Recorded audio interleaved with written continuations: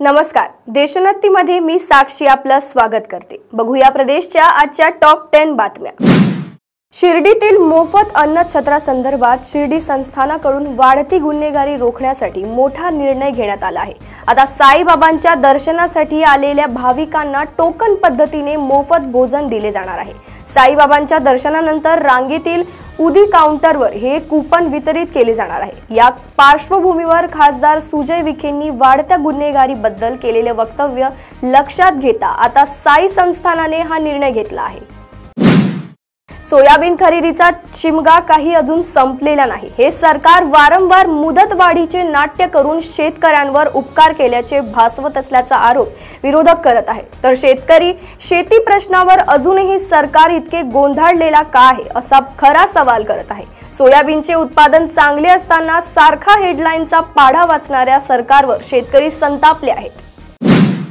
राज्य सरकारने गेल्या वर्षी सुरू केलेल्या लाडकी बहीण योजनेला प्रचंड प्रतिसाद मिळाला आहे। ही योजना आता आणखी गावखेड्यापर्यंत पोहोचवण्यासाठी राज्य सरकारने मोठा निर्णय घेतला आहे। राज्य सरकारने लाडकी बहीण योजनेच्या प्रसिद्धीसाठी 3 कोटी रुपयांची तरतूद केली आहे। सोशल मीडिया आणि डिजिटल प्रसिद्धीसाठी हा खर्च केला जाणार आहे। याबाबतचा GRही राज्य सरकारने जारी केला आहे। या जाहिरातीतून योजनेची माहिती आणि त्याच्या अटी तसेच शर्तीही अवगत केल्या जाणार आहेत।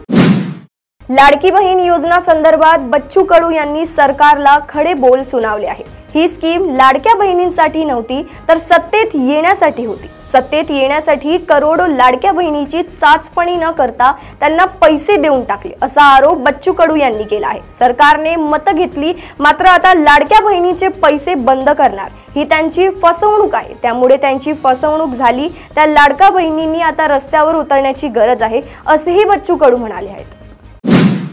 स्टँडअप कॉमेडियन प्रणित मोरेला मारहाण केल्याप्रकरणी सोलापुरात 12 जणांवर गुन्हा दाखल करण्यात आला आहे। माजी मुख्यमंत्री सुशील कुमार शिंदे यांचा नातू आणि अभिनेता वीर पहाडियावर केलेल्या विनोदामुळे प्रणितला 2 फेब्रुवारी रोजी सोलापुरात मारहाण झाली होती। या घटनेनंतर पोलीस दखल घेत असल्याची तक्रार प्रणितने सोशल मीडियावर केली होती। अखेर लक्ष्मण मोहन झेंडे यांनी दिलेल्या फिर्यादीवरून मारहाण करणाऱ्या 12 जणांवर सदर बाजार पोलीस ठाण्यात गुन्हा दाखल करण्यात आला आहे।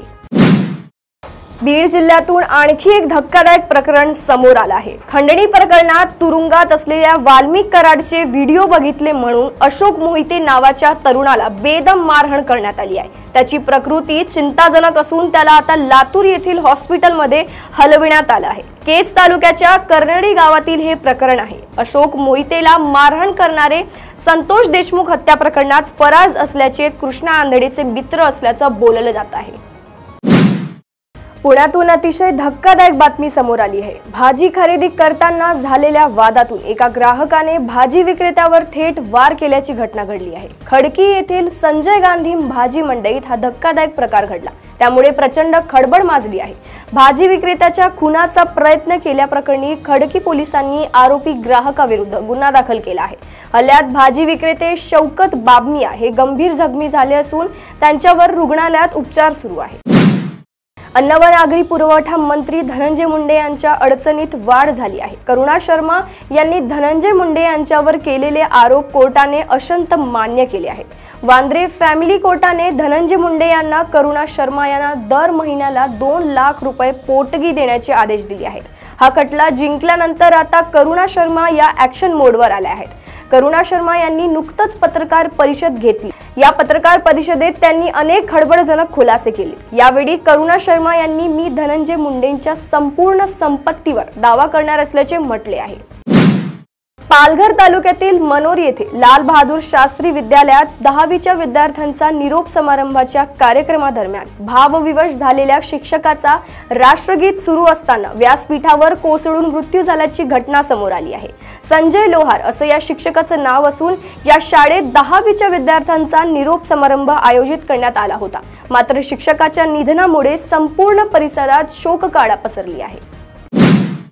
बदलापूर बलात्कार प्रकरणातील आरोपी अक्षय शिंदे पोलीस एन्काउंटर मध्ये मारला गेला। त्यानंतर आता या प्रकरणात यापुढे या विषयाची खटला चालवायचा नसल्याची भूमिका शिंदेंच्या आई-वडिलांनी घेतली आहे।